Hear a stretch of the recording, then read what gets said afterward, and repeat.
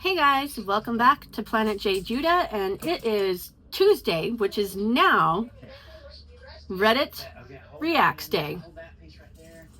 Hopefully I will get this video posted today. Anyways, grab a cup of something yummy and let's find our first story. Should I do Am I the A-hole? I guess not, because that's what the boy said. Oh, and I am drinking, it's Colombian coffee this time, and I used half an ounce of gingerbread syrup with 1.5 ounces of pumpkin spice and 2 ounces of half and half. And even though I only used half an ounce, that gingerbread sure is making itself known. You want to say hi? Hello. Alrighty. He's so silly. You're jealous? Yeah. Why are you jealous? Because we're gonna jump over Mater. Oh, he did? Okay. Gravedigger jumped over Mater, and therefore Matthias is jealous. Gotcha. And then he just hit the wall and then went right here. Okay. Alrighty.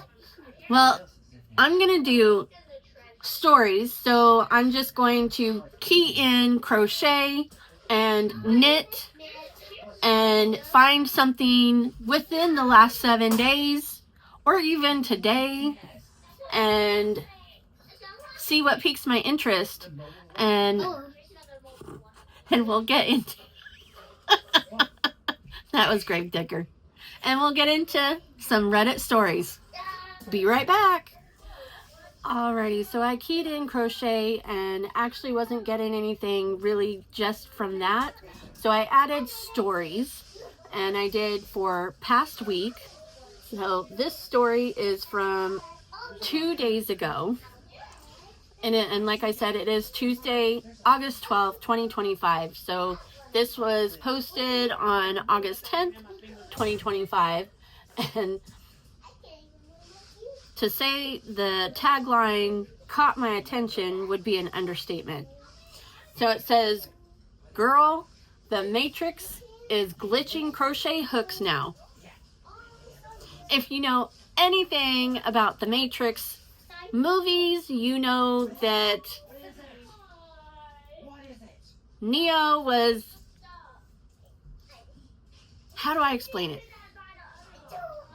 Everybody's in a simulated world, which is actually not even just the Matrix movies. There's multiple movies that refer to real life being nothing more than a simulation. So, but in the movie The Matrix, there were glitches, and the glitches were signified as deja vu. So I'm not sure if this is similar or what, but let's get into it. Okay, so to start, while I was in the hospital with an AVM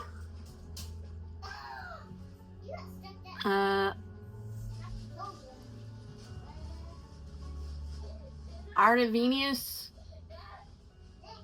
malformation. I'm not sure what that is, but okay, so this person was in the hospital and getting brain surgery. Oh my goodness. Clearly they're doing all right, considering, well, they posted this 2 days ago, so I'm assuming they're doing okay.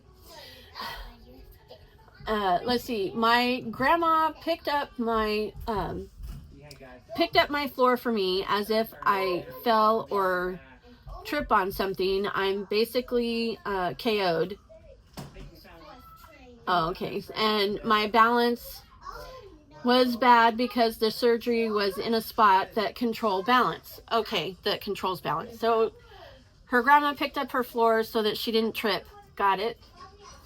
I only bought one 5mm light up crochet hook. I swear on my effing life. Of course, she spells out the actual word. On everything. I only bought one. I know I only bought one because I wanted to be able to put it in my purse while on the bus home.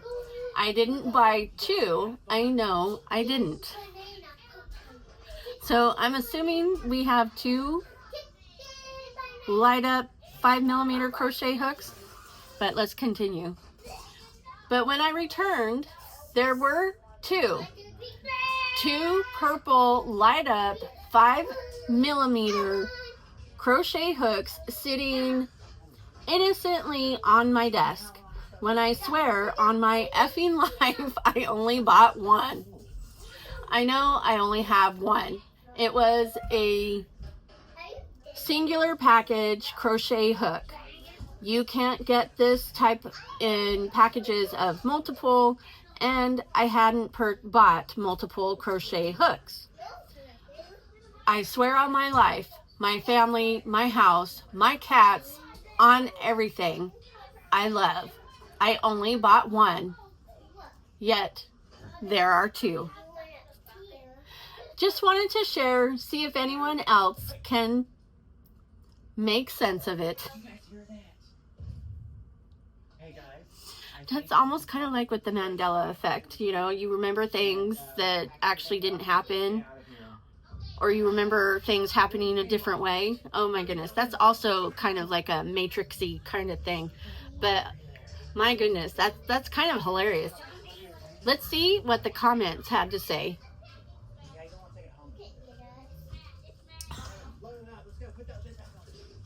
So the first comment said, the glitches are getting more common. My knitting needles have not done anything squirrely, but my purse is a Mary Poppins bag so often that I've stopped being shocked. Oh, in other words, she's like finding, like it never ends. Okay. And the original poster said the universe is leaking or something. Oh my god. Alright, so comment number 2. I was eating cheese earlier, left half of it to return to the fridge. I got hungry again, dipped back into the cheese. It was all gone. My cheese glitches a lot. A lot of people are noticing these glitches now. My fridge has been glitching out food. A full plate of barbecue ribs disappeared. I believe you. Okay. And OP said, not to mention, I have this specific Susan Bates 5mm crochet hook that is my favorite hook, but it disappeared. I swear on everything, it was not in the bag yesterday, but I got home today and it was just there. Okay. Let's see. Okay, whatever it was, it's still down there somewhere. Someone else commented, Gonzo, food glitches are also related to frogging. Please consider having every inch of your home searched for hidden hooks, nooks, and such. Be careful. Okay, guys, we gotta go. Remember, go outside and adventure and just have fun. Use your imagination. And frogging is spelled P-H-R-O-G-G-I-N-G. And somebody underneath that said, I just found out about frogging, scary. And someone else is like, what is that? Let's see. So there's an answer. It's when people are living in your home, hiding from you. That is, I've seen videos of that. They like attics and crawl spaces, but are not restricted to those areas. If you have rooms you don't use often with closets that could be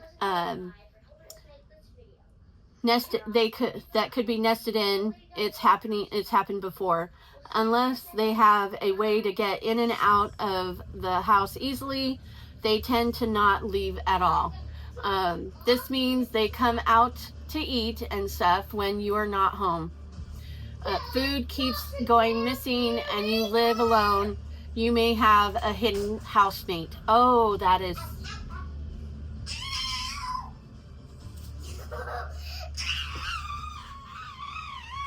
Okay, chillax, man. That is really scary. Can you imagine? Oh my gosh. So, okay, check your... If you're missing food, check it. Not the food, but your house. Wow.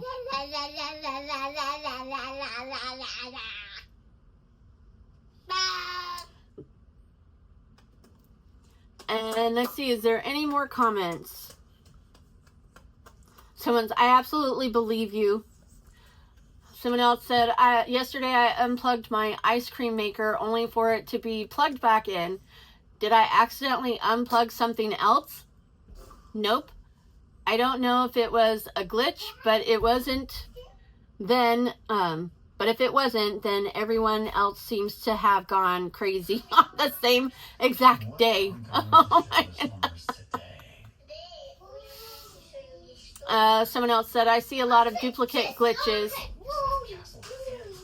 I see a lot of duplicate glitches in here. It hasn't happened to me yet, but I'd like to think I wouldn't freak out over it, but I probably would.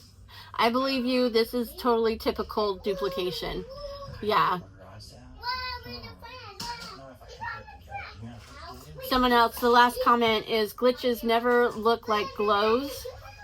They pulse. The sky didn't glitch. It breathed. And you heard it inhale. Okay. Next time it happens, watch the ground. That's where the reflection lives. Interesting. To which the OP responded, I was specifically, I was specifying what type of hook I had that duplicated. The glitch itself didn't glow. Got it. Alrighty. Maybe I can calm Matthias down. Anyways, on to the next story. Alrighty. So I had to go back to past month, I think, because the past week didn't yield anything for me. This is for knitting now, since the other one was a crochet hook. This one is on the long side, so bear with me. It is a rant, and the headline is Overbearing Coworker. That's all it is. Pure and simple. Overbearing.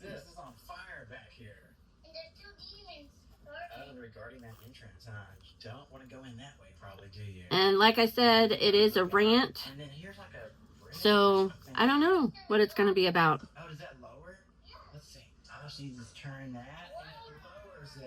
Alrighty, let's see.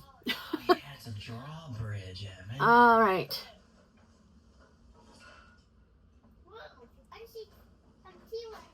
And right underneath it says TLDR, my coworker who is a knitter is all up in my knitting business and it bothers me.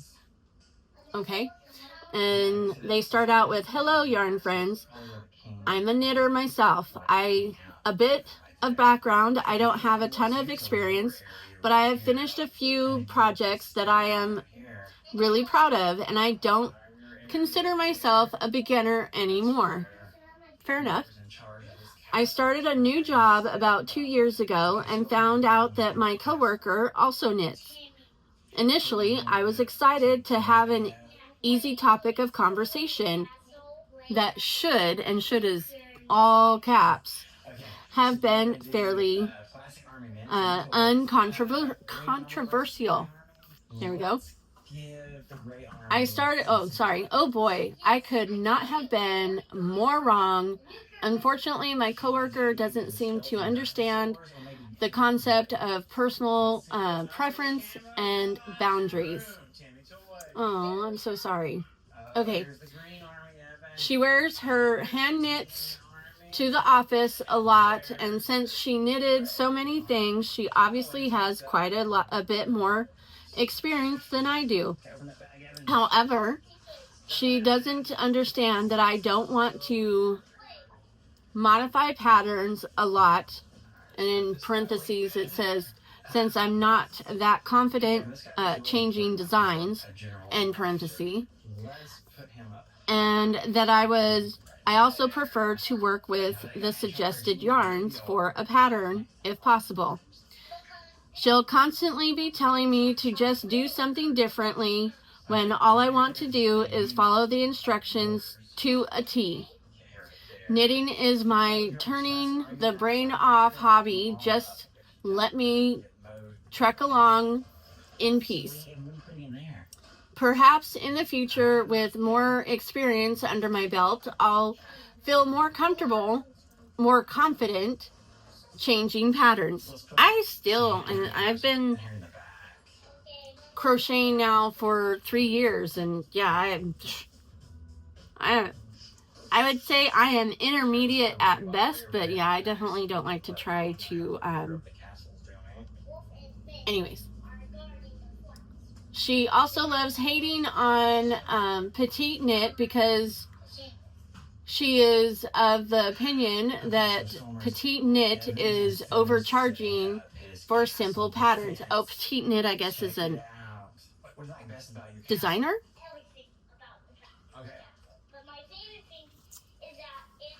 So she's especially angry about the Sophie scarf because she thinks the idea is too simple to merit charging.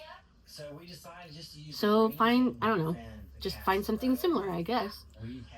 She's of course entitled to her opinion, and I get that.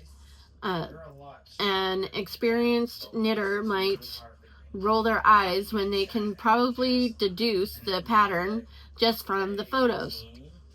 But I knit the Sophie scarf because my friend asked for it for Christmas last year, and since I was too lazy to figure it out myself, I just bought the pattern. To each their own. Who cares if they bought the pattern? Alright, let's keep going.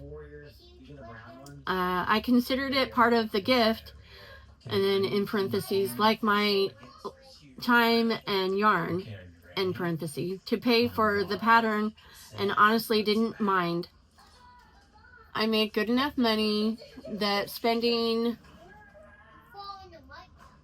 what, 5 to 10 pounds, I think that's pounds, to support knitwear designers is not an expensive,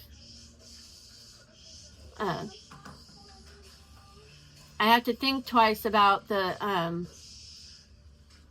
is not an expense. There we go. I have to think twice about. Got it.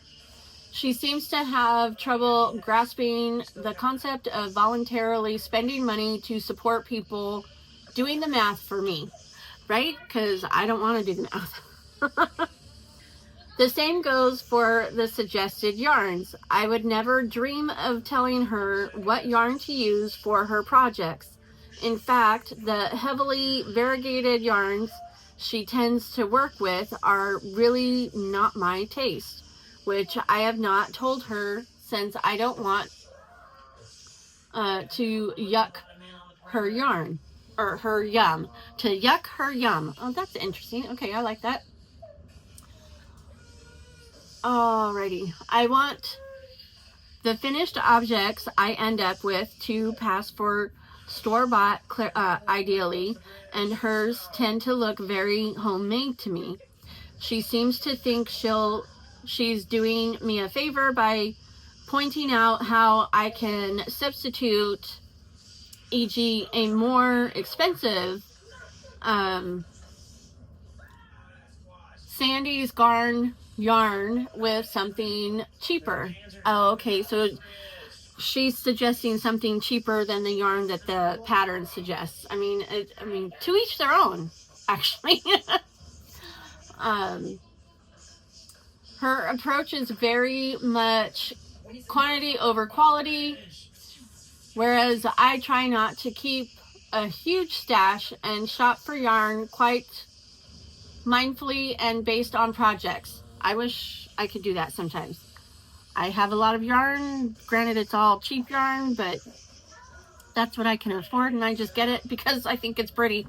And that's something I need to work on myself. But here we go. As I already said, I generally prefer to work with the suggested yarn for various reasons. And in parentheses, and Sandy's Garn is widely available here. So it's really not an issue, which in my case, I'm only limited to what I have readily available, other than being online. Let's see. Where did I lost it? And I don't mind spending the money since a project takes me a long time to finish.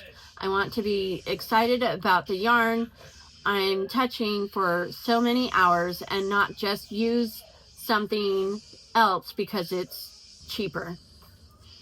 She's also more than once printed out patterns for me that I didn't ask for. The other day I expressed interest in her t-shirt because it had an interesting side panel. She then printed out these patterns, just left them on my desk, but none of them were the t-shirt she was wearing, which I would have understood.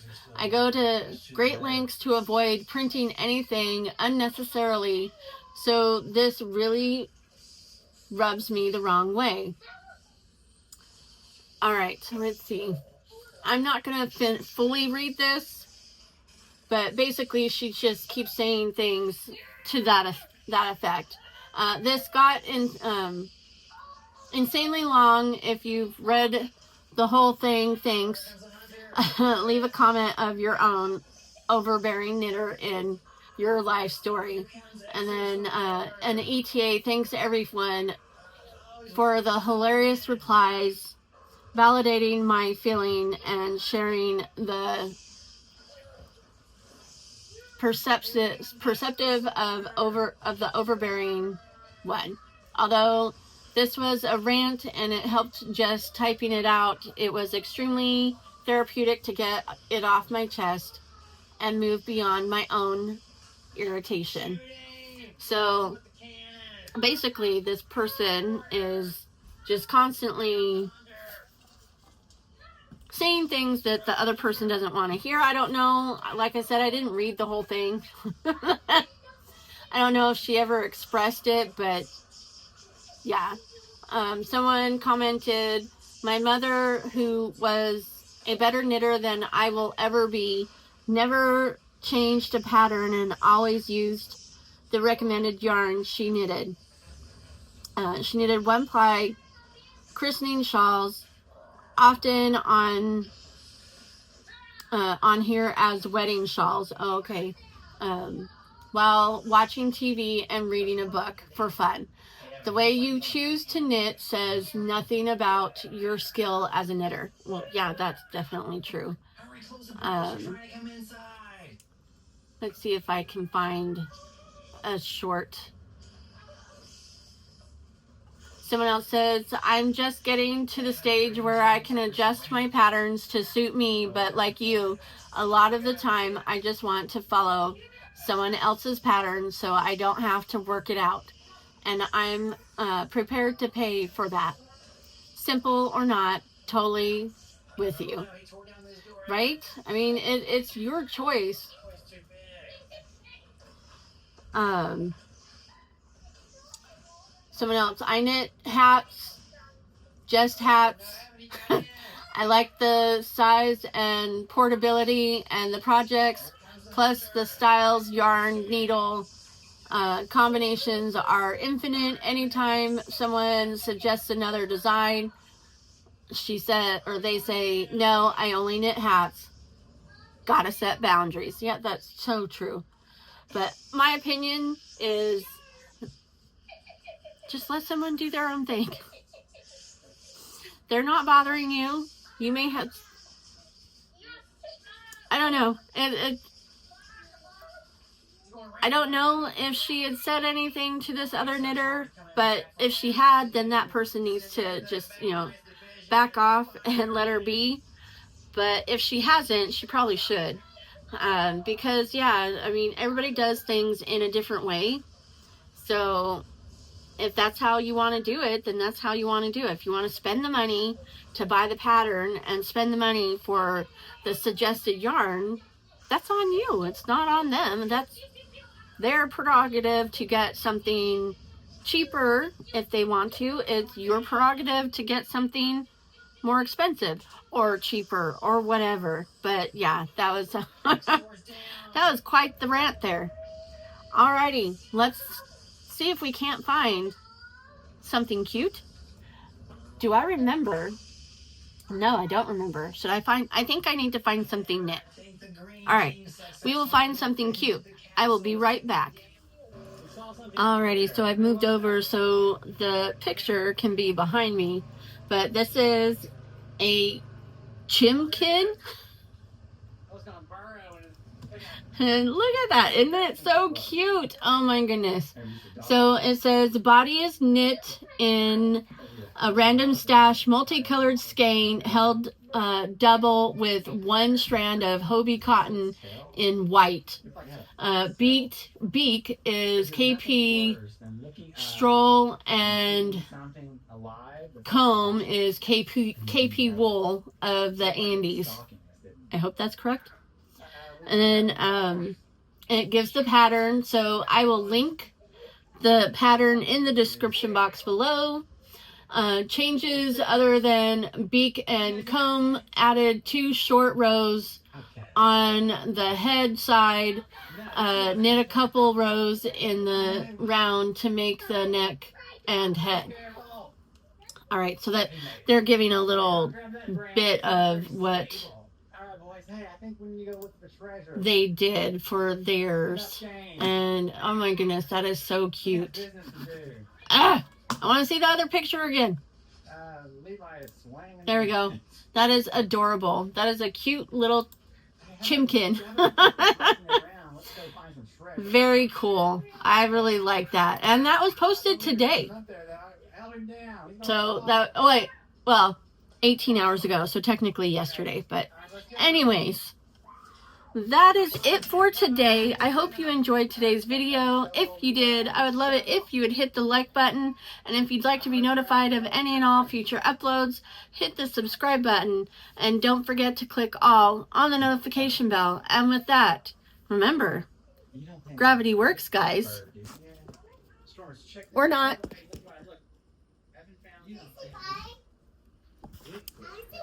You want to say bye? Bye. I love you. I want to push it. Oh, it's attached. Come here.